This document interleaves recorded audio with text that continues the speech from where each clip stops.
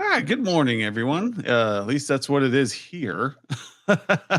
I I have had quite a busy week. We've like recorded so many podcasts. I'm like, man, where am I? I'm guessing when people get this, it'll be the end of August. So because we have a great run of pitch it contestants coming in and just giving great advice. And I'm hoping that that continues. But maybe I'll bump this one up the queue because I really like this concept of how do you make your clients money? I feel like it's an art that has been lost over the years. And in IT, we talk about Very this much so. in our podcast and in our community updates every once in a while, where we say it used to be that we walked into a car dealership who was trying to move more inventory. How do I do this? Oh, there's this new thing called the World Wide Web, and we can put your entire Yeah, inventory on there, and people can browse and see how your prices are better than your competitors. They come right yeah, here knowing they want this car, and then you can upsell them or do whatever you want once you get inside. So IT was making money. And then like, oh, by the way, there's this new EDMS, electronic document management system. We can take all of your papers and we can make them electronic. So you can just search whatever document you need with a touch of a keyboard. No going to Electriver anymore. And that yeah, was saving like entire staffs that were meant to manage all of these things got moved over to scanning departments and more efficient places. So yep. what happened to those days where nowadays we think, how can I get my client to buy more from me? How can I get my client to commit more to more services? Like, Yeah. what happened in this world? If you guys have any like insights, please comment on this in Yeah. YouTube or wherever you're watching this. LinkedIn. What happened for you old timers? What happened to switch us from idea people helping grow businesses to money suckers where we're like, oh, how do I get more money out of my clients? Go to a conference sometime. Look what it's jam packed with: how to sell better, how to get more out of your clients, how to, Yep. like, where's the how to empower your clients? Where's that? Yes. And that's what I guess I do remember, the early PC days. So the owner of the computer store that I got started with, um, he was working for an oil and gas company, and they were a big, mainframe shop. And this was the early 80s, and PCs were coming out, and they had this pilot project. And they were like, let's check and see if PCs can do anything for us. And so they ran through this pilot project. And at the end of it, they thought, yeah, this is cool stuff, but we're going to stick with our mainframe. And this one guy was like, "Oh man, these are awesome." And so he quit a really good, stable job and went and started a computer store. And it was a few years later, I joined, and that was what we did all the time. People would come in and they're like, "Hey, I heard I can do this. I can take all of these calculations that I'm doing on this, legal sheet, it's a big sheet of paper, and I can put them in this thing called Lotus 123, and it calculates all this for me." And there was all this excitement about how we could take technology and empower their business and actually do things. And unfortunately, yes, we've lost the excitement in that. And that's Yeah. maybe a poor term, but what can we do? And now we're becoming utility providers, and we're just trying to, and with me being in Houston and all of the drama that we've had with our electricity here of late, that's not a positive place to be. And so we've got to find that level that we used to be at, where we're innovative. That innovative means that you do something new, not just bill your customers differently. Right? Yeah. Innovative is really changing the way that they're doing something that empowers them. And the cool part about helping your clients make money is you get some of that money. Yeah. I, it's not a selfish, or a totally, selfless act. It is very, partnership driven. And the more money you can help your clients make, the more they can afford to pay you. Yeah. So it is a truly win-win situation. Yeah. And that is also rewarding. It helps you Mhm. relieve stress. Like I love at Humanize IT when we hear back from an MSP that says, "Oh yeah, our revenue's increased because of you." Yes. Yeah. Because of now we're on top of things. That's our goal. That's one of our missions, right? We're trying to help you communicate better with your clients, which should result in more revenue for you and them. And so when you go to your client and you are sitting there and convincing them to buy this quote, this firewall, this PC, this new service you have, this new cybersecurity item, when you're sitting there convincing them, how much of that meeting are you spending listening to them talk about what their business is doing and where they are at in their cycle? I think it was just Mhm. today I just reposted one of our reels, and the reel was on like how do you align with your customers growth cycles. So are they busy in the summer, are they busy in the winter, is the holidays or school year, what is it that is their busy season, and how are you helping them prepare for it and take advantage of that? Do you even know? Do you care? I'm like, well, I never Right. really thought about it. Good. Okay, I'm challenging you right now. Your biggest clients, do you understand their business cycle? Do you understand when they're busy, when they need more support, and knowing where are we going to go with all this so that you can help them?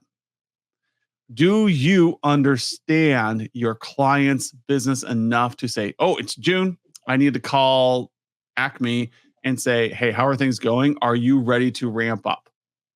Yep. Do you need any help with your offsite sales? Are there any issues that you're coming across that, yeah, and just explain them to me? Because if you're waiting for them to understand what technologies are going to help them, you're going to have a long wait. But if you want Yep. to get with them and say, what are the hindrances to your company? What are your biggest hindrances to revenue and risk? Tell me about what's going on. There may be a technology that can help you, but just explain to me in Mhm. plain words what's going on with your business, and I'll see if there's any technology that'll help you break through that wall. Yeah. Well, and that's a really interesting part too. Is I mean, I guess it kind of goes back to, just the interest in technology, and what got me there is if you're really kind of tapped into what your clients want, then as new technology comes available, you can actually take that opportunity to have a few customers and do bleeding edge sort of things. Hey, we've got this new something out there. Would you like to try that? And you're able to set clear expectations. Your clients aren't, Mm. reading about some little news blurb they found somewhere. It's more of an informed process that they go through and work with you to get that brand new bleeding edge technology in place. So you get to be one of the first in your market to experiment with this, learn with it.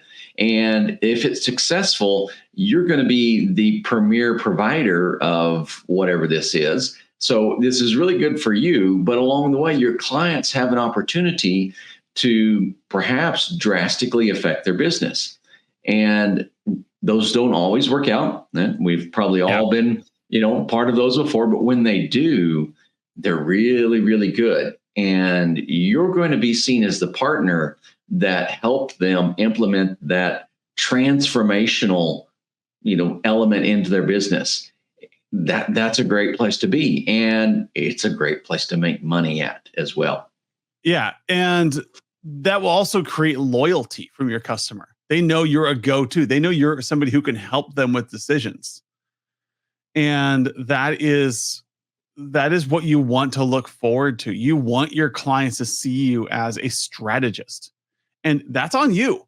If you're not seen as a strategist, it's because you're talking to them about ops. And that's a good conversation to have. I just had this conversation with another MSP. There are different levels of having conversation. I think we talked about the community update as well, where like you have Yep. your executive strategy, yeah, and cadence. So check out our cadence video from would have been July 25th. Yep. And the idea there is you have your strategy conversations with your clients, you have your operational conversations with your clients, which is like, hey, we've got this going on with these PCs that need to be replaced, and this needs to go on. And that's where most MSPs just sit. And they never have any other meeting other than an operational one. Then you have tactical ones like, hey, you're undergoing a SOC 2 conversation. let's focus on that. We're gonna have a compliance discussion. We're going to have a new construction discussion. These are tactical. How are we getting this done? This is already in the works. Operational says, here's an overall view. Strategic says, what is your business doing? And how can we align technology to it? Yeah. What is the 3-year plan here? What do we want to do for a budget? Can we, like, how are we going to move things forward? You have to listen during those conversations and understand what makes this private school tick. Yeah. Where are their competitors? They're competing with public schools. So why aren't they doing as well as a public school? Well, they don't have as much support for Google Classroom and Chromebooks, and they don't have maker labs and all this other stuff. Are you able to help in those areas? Yeah. Can you build them a maker lab? I mean, these teachers are figuring things out on a whim. Like, they're not technology experts. They're just figuring it out. Those maker labs aren't done by a company. It's like somebody bought a 3D printer and slapped it in there. What else could they do in their maker lab? They're just doing what they see other schools doing. What if you could give them an advantage? What could you do in a maker lab? Some of the cutting edge stuff with AI. How do you train a kid with AI and teach them how to do that? How do you teach them to program? How do you teach, like, whole bunch of things in a maker lab? You could be part of that. Maybe it's something you're passionate about, but you won't know unless you talk to that school and understand what makes them tick. Same thing with your manufacturing, your construction, your agriculture, anybody. Understand what makes them tick and drives them forward. So when you have those strategic meetings, QBRs, which most of you have made operational meetings, which are making you no money, that's fine. The operational meetings are important. You need to have them, but you're missing out on how to help your client with the strategic meetings. What are you doing, and how can I help you be successful? I really want to help you. Let me talk to me so I can find really great opportunities to give you an edge over your competitors. I'm here. I'm technology. This is what I do.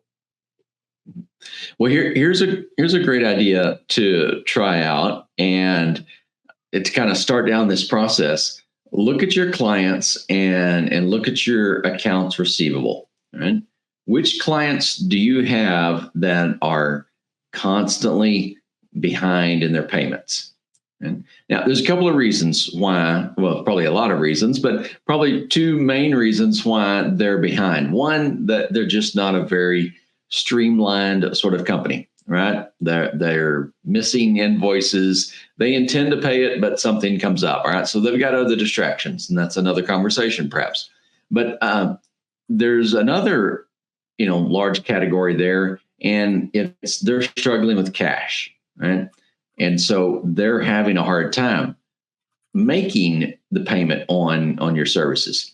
So why don't you take an opportunity with them to see if there's ways that you can improve their business, right? And that's kind of an audacious sort of goal here, but let's take a look at this. If you've got a company that's struggling to make payments now, right, and they've historically been doing this, it's only a matter of time before they either have to cancel your service or go out of business altogether.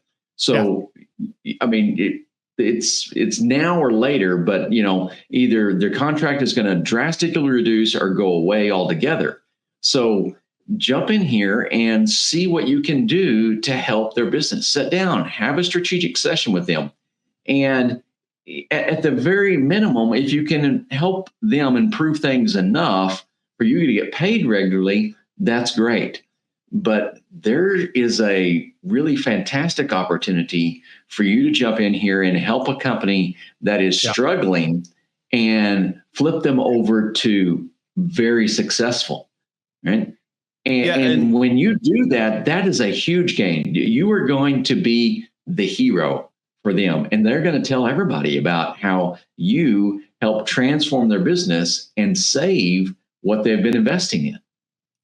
Yeah, and I think that's the big key there, is that you are helping them, that you're pushing them to that next level that they didn't know was possible. They didn't know they could sell on site. They didn't know they could have a Chromebook lab for cheap. They didn't know the reason why they were struggling so much was because of bad technology or bad processes. They didn't know because either they didn't see it at competitors, they're kind of introverted, they don't really pay attention to that stuff. It could be a number of things. There's things that you don't know about your own MSP, like, why are you moving this way? Why aren't you moving that way?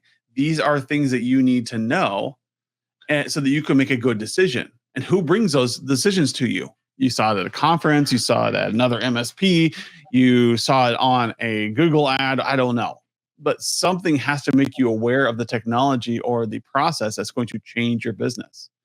And Mhm. Humanize IT, we really are intimately familiar with this because we're trying to change how people see their clients and getting that narrative out there of like, look, you don't have to use our software, but for love, stop seeing your clients as a piggy bank. Start Yeah. seeing them as an actual like business that's trying their best to make their way in this world. Stop seeing them as a network that keep a bunch of humans that keep screwing up your network, Mhm. Yeah. and start seeing it as you're helping them grow their business. They are struggling. They're trying as hard as they can. They've got their own stresses, and they've got this IT person who comes in and tells them they need to buy a new firewall, buy new PCs, or that you need to have antivirus, and they're like, Mhm. I need more revenue. And you're like, well, that's your problem, not Right. mine. No, that's both of your problems. Your Yes, client's that's it. revenue, your client's revenue is your problem.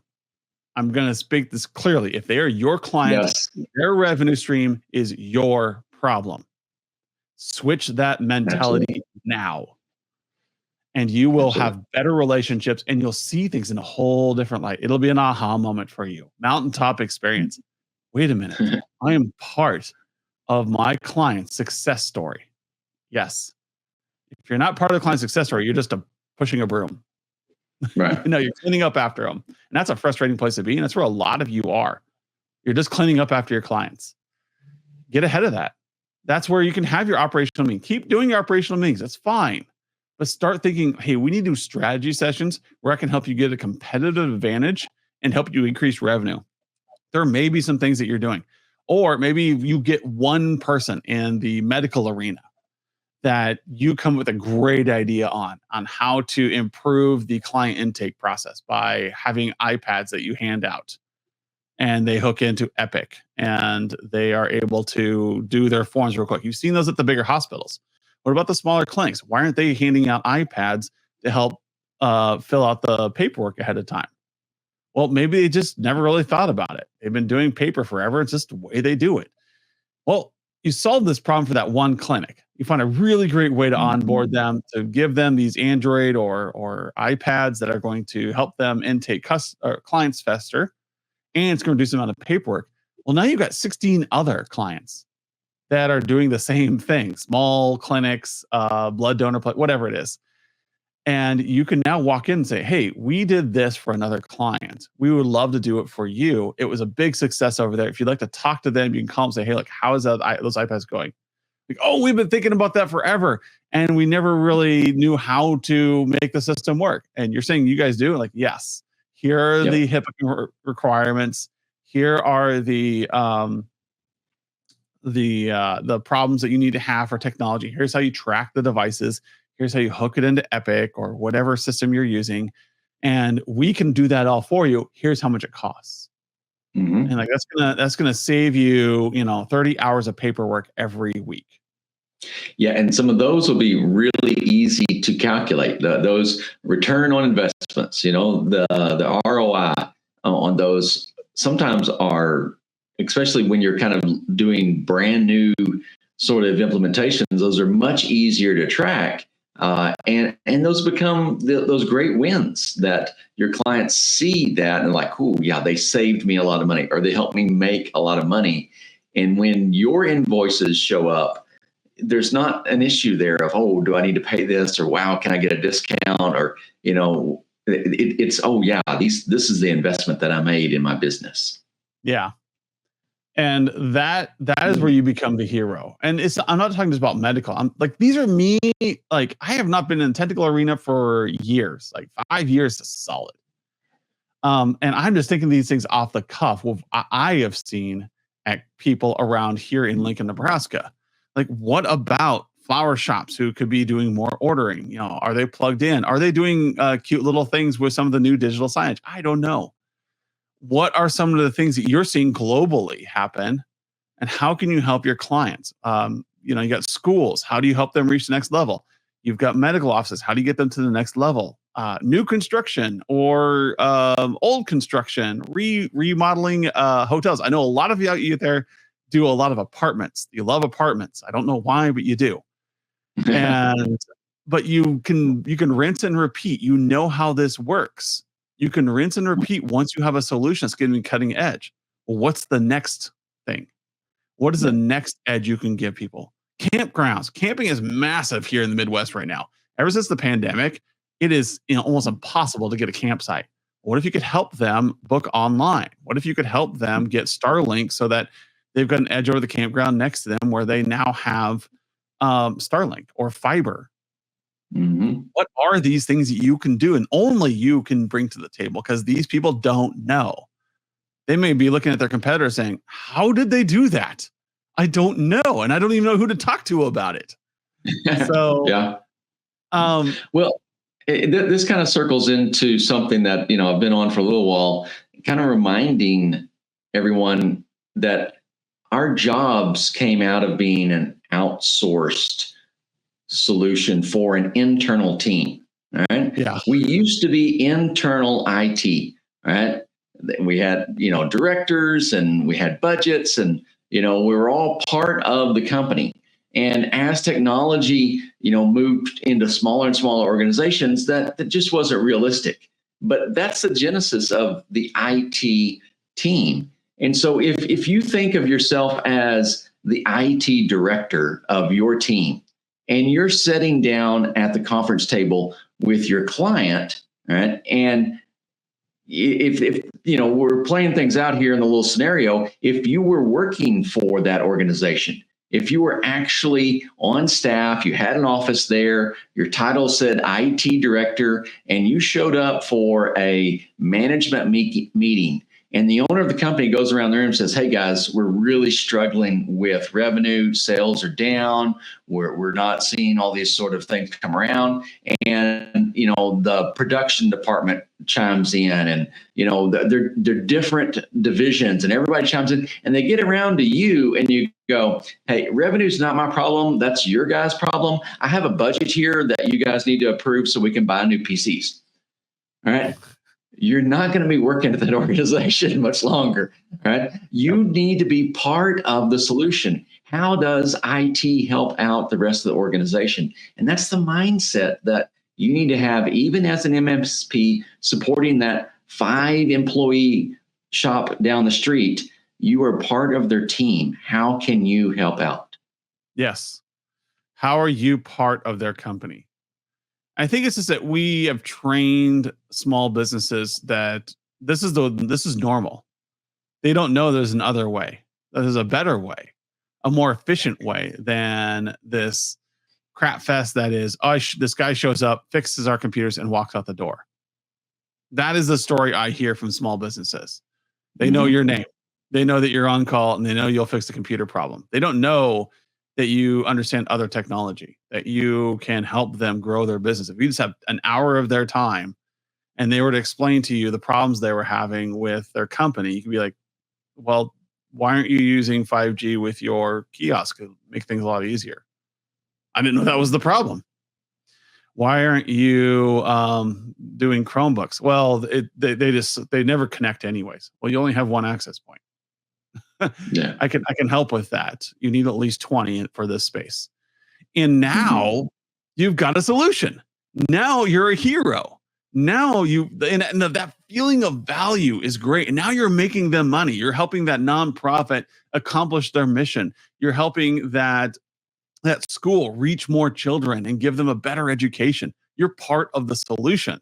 You're not just a break fix guy comes in. And you have that in you. Every IT person I've ever worked, that's what we said. We could turn somebody into a CIO in under an hour. The reason is because you want to switch you from thinking about operations to thinking about profit. That's the only thing you have to do. Now, if you want to be a good CIO, there's a lot more going on. However, a CIO mentality is that you need to start thinking about profits. You need to be thinking about how can I care for my client?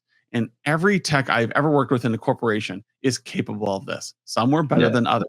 And I'm talking level 1 techs right out of JUCOs, not like 4-year degree, has a business background. No, I'm talking about people who went to a JUCO, went to a 2-year, got a tech degree, and came right into corporation.